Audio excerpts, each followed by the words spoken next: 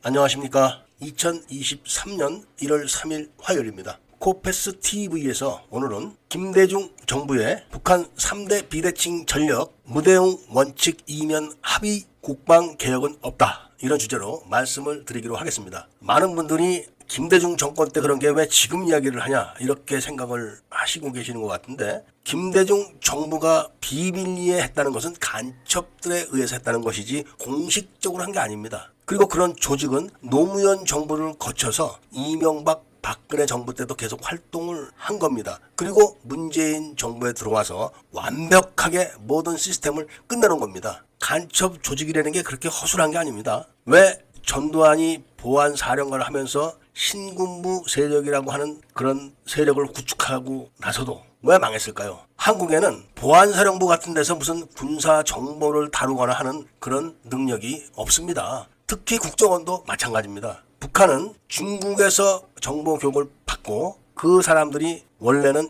일본 나가노 정보학교 출신들이 많습니다. 거기다가 또 이스라엘의 모사드 교육을 다 받은 사람들입니다. 이스라엘의 모사드 교육을 어떻게 북한 정보부가 다 받을 수 있을까? 그거 간단합니다. 육군사관학교 청주회 출신 중에서 공식적으로 확인된 모사드 출신 유학자들이 누구냐면은 이종찬과 천용태 그리고 임동원입니다. 이들이 자신들이 받은 교육 과정이나 내용, 시스템 이런 거를 다 자필로 써가지고 최종적으로 임동원이가 이거를 북한으로 보고를 한 겁니다. 그런 반면에 전두환이나 노태우 이런 사람들이 무슨 정보 교육을 받았습니까? 전문가입니까? 그냥 속이는 대로 속아가지고 지금 시신조차 묻을 땅이 한 평도 없는 겁니다. 그리고 그런 정보 교육을 받은 사람들이 또 천재적인 그런 재능까지 타고나서 한국군 장성 100명이 있어봐야 단 한 명한테도 당하지 못하는 겁니다. 이런 걸 알고 계셔야 되는 겁니다. 김대중 정부 이후에 땅굴이 발견된 적 있습니까? 김대중 정부 때 북한에서 개발하는 핵자금을 다 대준 거를 아실 겁니다. 김대중이가 북한은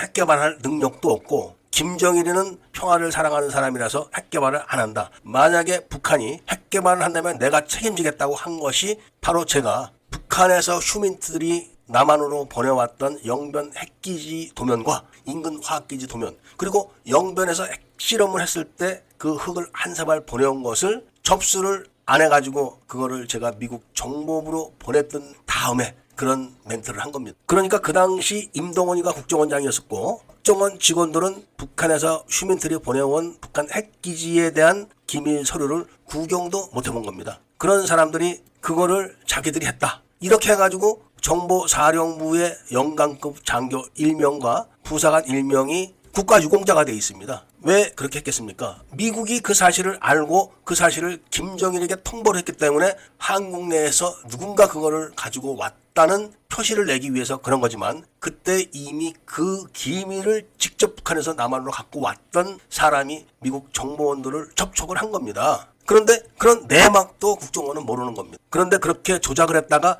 그것이 바로 김정일이가 노무현이 말을 잘 듣지 않고 공작을 잘 못하게 되자 평양에서 직접 내가 작게 5027을 갖고 있다, 이렇게 발표를 해버린 겁니다. 그래서 그거를 또 수습하기 위해서 흑금성 사건을 조작을 했다가 흑금성 재판에서 바로 그 정보사령부의 영관급 장교 1명과 부사관이 영변에 침투해서 그거를 가지고 와서 유공자가 됐다는 내용이 밝혀진 겁니다. 다 사기죠. 그리고 그 희생양은 육군소장입니다. 육군소장은 예편 나오고 구속됐죠. 그렇게 하면서 이명박 정부의 천안함 사건 등 박근혜 정부의 전복, 이런 거 전부 다 그 사람들이 하는 겁니다. 그러면서 이번 무인기 사태를 둘러싸고 군대에서 하는 행태를 보니까 청주회 출신 장군들이 또 윤석열을 속이는 겁니다. 윤석열은 군대에 대해서 아무것도 모릅니다. 그런데 이런 전문적 지식을 가진 사람이 하는 방송을 당연히 나주 인터넷 진흥원에서 또 다 틀어막아서 보고 듣는 사람이 한 줌밖에 안 됩니다. 물론 그래도 계속 아름아름으로 퍼지기 때문에 알만한 사람들은 지금쯤은 많이 알고 있을 겁니다.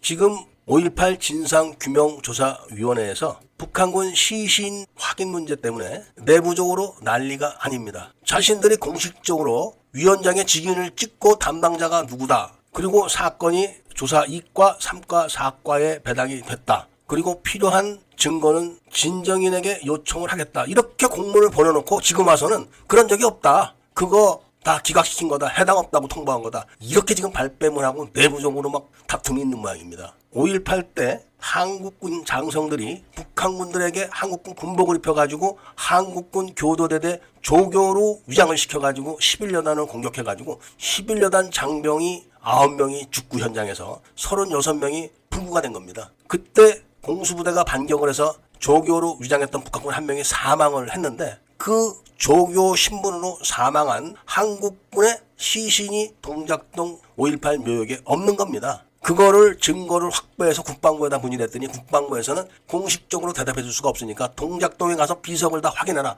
이렇게 답변해서 비석까지 다 확인을 했습니다. 그랬더니 5.18 기념재단에서는 43년 동안 교도대대 조교가 한 명 죽었다고 발표를 해놓고 이제 와서는 죽은 사람이 없다고 잡아떼고 있습니다. 잡아뗀다고 떼집니까? 그리고 광주시청에서는 망월동에 두 구의 사망 경위나 일시 과정이 밝혀지지 않은 시신 두 구가 있다고 확인을 해줬습니다. 이런 것처럼 육군 사관학교 내에 친목 조직인 청주회가 있고 그 청주회 내에 또 비밀 조직이 있는데 그 비밀 조직원들이 다 북한 간첩입니다. 그래서 5.18을 일으킬 때 청주회 회원인 이종찬 중앙정보부 차장이 중앙정보부의 전권을 갖고 중앙정보부 서리인 전두환을 속인 겁니다. 그래놓고 김대중 체포를 전담하고 신문을 전담까지 한 겁니다. 김대중이 대통령 당선이 되자마자 바로 그 이종찬을 정권 인수팀장에 임명을 했고 그리고 국정원장들을 모두 청주회 회원들로 채운 겁니다. 그게 간첩이 아니면 가능하겠습니까? 그 자체로 간첩이 증명이 되는 겁니다. 그러면서 그들을 시켜서 군대를 적화시킨 과정이 다 증거로 남아있기 때문에 국방부 내에 상당한 군내 장성들이 간첩이 되어 있다는 것도 증명이 된 겁니다. 아니 별 4개 달고 별 3개 달고 별 2개 달고 별 1 달고 이런 사람들이 북한군한테 한국군 군복을 입혀서 한국군으로 위장을 해서 한국군을 공격했다. 이렇게 되면은 이거는 군대가 아닙니다. 이미. 이렇게 해놓고 국가와 국민을 속이고 멋진 군복을 입고 돈을 받아가면서 국방을 책임진다고 떠들고 있는 게 지금 군 장성들입니다.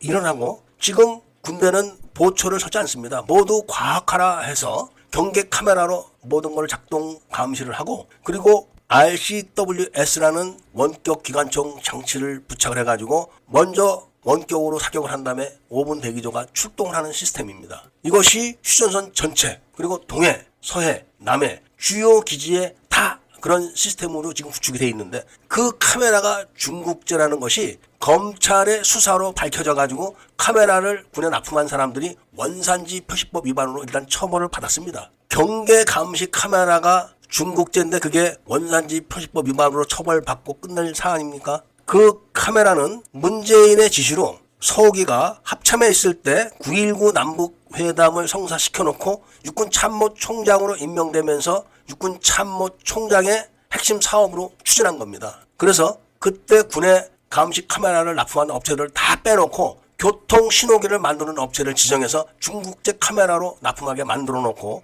그 카메라가 안보사령부에 의해서 백도어가 밝혀지고 스파이웨어가 밝혀졌고 그 IP가 북경이라는 것까지 밝혀졌는데 그거를 서욱이가 힘으로 밀어붙여서 통과를 시킨 겁니다. 그랬다가 문재인이가 난수방송 날짜를 조작을 한 게 본 채널에서 막 떠들어대니까 그 공작을 진행했던 탈북자가 다시 고성지표로 재탈북을 하면서 그것이 중국제 카메라였고 감시병들이 그 카메라에 시간 동기화를 하는 것을 모르고 있었다. 그런데 시간 동기화가 매일 하루에 2번씩 됐다. 이게 밝혀진 겁니다. 그러니까 대한민국에 있는 모든 감시 카메라는 중국에서 원격으로 다 감시를 하고 조정을 하고 처리를 했다는 게 밝혀진 거죠. 그리고 그 카메라가 중국제라는 것은 검찰에 의해서 확인돼서 업자들이 처벌까지 받았는데 서욱이는 지금 단순하게 서해 공무원 피살 사건 혐의로만 기소가 된 겁니다. 이게 말이 되는 게 아닙니다. 그리고 3대 비대칭 전력에 대한 부대용 원칙은 문재인이가 이번에 또 확실하게 만들어 놨습니다. 우리나라가 5,500억 원을 들여서 쌓아올린 통신위성을